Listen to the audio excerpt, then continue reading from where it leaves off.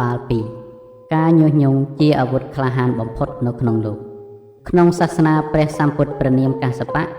មានស្ត្រីម្នាក់មានចិត្តស្មោះត្រង់ស្នេហាចំពោះស្វាមីរបស់ខ្លួនតែងគោរពប្រតិបត្តិចំពោះស្វាមីដូចជាស្រីទេពអប្សរគោរពបម្រើព្រះឥន្ទ្រាធិរាជពុំដែលឲ្យមានម៉ងឆ្កឹមឆ្គងត្រង់កិច្ចណាមួយឡើយថ្ងៃមួយស្ត្រីនោះបាននាំស្វាមីទៅចាត់ចែងទានថ្វាយដល់ព្រះសង្ឃមានព្រះពុទ្ធជាប្រធានហើយបានតាំងសេចក្តីប្រាថ្នាថាក្នុងជាតិខាងមុខបន្ទាប់អំពីជាតិនេះទៅសូមឲ្យបានទៅកើតជាបុរសរាល់ជាតិហើយសូមឲ្យកើតជាប្អូនរួមផ្ទៃនឹងស្វាមីរបស់ខ្ញុំម្យ៉ាងទៀតបើយើងខ្ញុំទាំងពីរនាក់ផ្លត់កតិទៅកើតក្នុងសត្វដេរិឆានសូមឲ្យមានខ្លួនជាប់គ្នាក្បាលពីរកំខានព្រះសម្ពុទ្ធទ្រង់ធ្វើផត្តានុមោទនាហើយស្ដេចត្រឡប់ទៅកាន់អារាមជាមួយនឹងភិក្ខុសង្ឃជាបរិវារវិញឯជនទាំងពីរនាក់ស្វាមីភរិយាលុះដល់ខ្សែជីវិតទៅក៏បានទៅកើតជាកុមារនៅក្នុងត្រកូលមហាសេដ្ឋីមួយជាតិព្រាហ្មណ៍មហាសាលមួយជាតិខត្តយៈមហាសាលមួយជាតិកើតរួមផ្ទៃជាមួយគ្នាជាកូនភ្លុះនាងភរិយាកើតជាប្អូនប្រុសស្វាមីជាបងប្រុសកុមារទាំងពីរមានសេចក្តីរាប់អានស្រឡាញ់គ្នាជាទីបំផុតបន្ទាប់អំពីជាតិនោះមកផ្លត់កតិក៏បានទៅកើតជាសត្វហង្សមាសមានខ្លួនព្រែកជាប់គ្នាមានក្បាលពីរស្លាប4ជើង4នៅអាស្រ័យនៅក្នុងព្រៃហេមពានក្បែរស្រះបោកករណីមួយតែងទៅរកចំណីអាហារជាមួយគ្នាពុំដែលទាស់តែងខ្វែងគំនិតគ្នាឡើយថ្ងៃមួយមានថ្មើរព្រៃម្នាក់បានឃើញហង្សមាសក្បាលពីរនោះក៏កើតសេចក្តីអស្ចារ្យពន់ពេកណាស់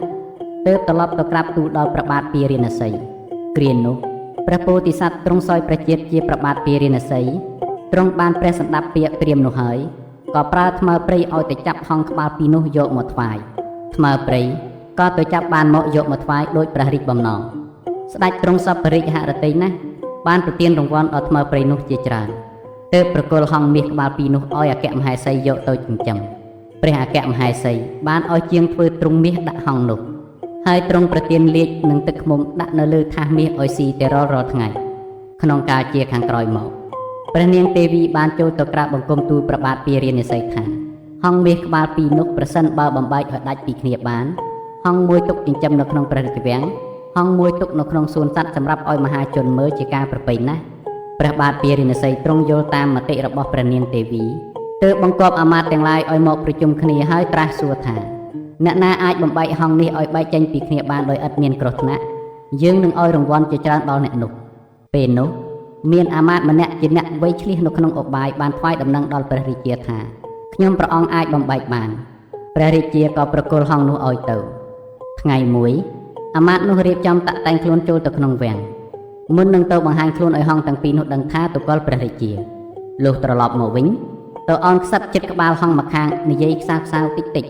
ធ្វើហាក់ដូចជាប្រាប់រឿងអាកំបាំងអ្វីមួយហើយក៏ជិះចេញទៅឯហង្សម្ខាងឃើញដូច្នោះហើយមានសេចក្តីសង្ស័យណាស់ទើបសួរទៅហង្សជាសម្លាញ់ថាអំបញ្ញមិញនេះអាមាត្យខ្សឹបប្រាប់រឿងអាកំបាំងអ្វីដល់អ្នកចូលប្រាប់គ្នាផងហង្សម្ខាងប្រាប់ថាឥតមានប្រាប់ការអ្វីទេគ្រាន់តែឮខ្សៅមិនដឹងជាគេថាដូចម្ដេចហង្សម្ខាងតូចចិត្តណាស់ទើបនិយាយថា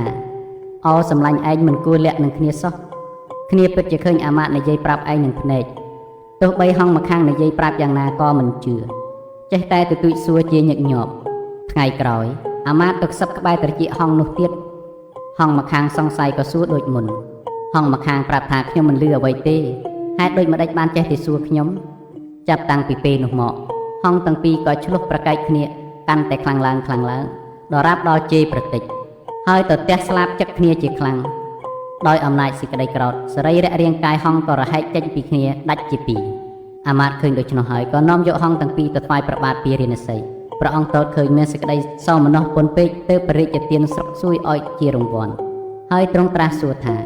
អ្នកធ្វើដូចម្ដេចបានជាហង្សបែកចេញពីគ្នាសូម្បីតែយកមកដាក់ចិត្តគ្នាក៏មិនបានអាមាត្យក្រាបទូលតាមការដែលខ្លួនបានធ្វើទ្រង់ព្រះសម្ដាប់ពាក្យនោះហើយក៏មានព្រះរាជហឫទ័យសង្វេគតក់ស្លុតពន់ពេកទើបមានព្រះរាជអង្គការថាអូណូអាវុធគឺពាក្យញុះញង់ក្លាហានណាស់តើ